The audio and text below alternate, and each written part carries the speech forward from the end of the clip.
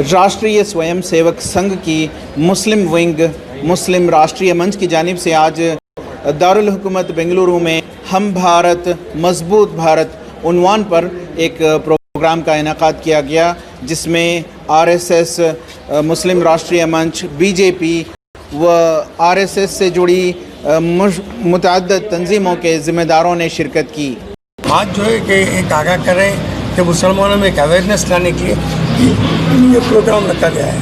क्या ये भाई हिंदू मुस्लिम के भाई भाई हैं, इत्तेफाक और इत्तेहाद है, पीस इंडिया है, लव इंडिया है। तो इस तरह इसके लेकिन सर ये राष्ट्रीय स्वयंसेवक संघ के और बीजेपी के बड़े बड़े लीडरान, इवन जो मिनिस्टर्स भी हैं, वो इस्लाम के खिलाफ और मुसलमानों के खिलाफ हमेशा जहर उगलते रहते हैं। क्या आप ये तालीमात उनको नहीं देते?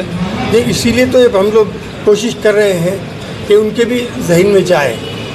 थोड़े शर पसंद है, हर घर में जो है एक बच्चे घर की मिसाल ले लो, हर बच्चे एक ही तरह नहीं होता, तो ये बच्चे बिगड़ भी जाते हैं तो सुधर भी जाते हैं।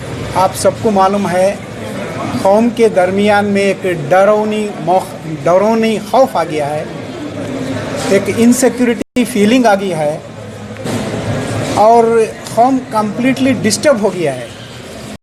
इस वक्त नाजुक वक्त पर हम ये मुस्लिम राष्ट्रीय मंच और बीजेपी के जानिब से हमारी कौम को एक भाईचारा, आपस में भाईचारा और एक अच्छा एक फ्रेंडली एटमॉस्फेयर लाके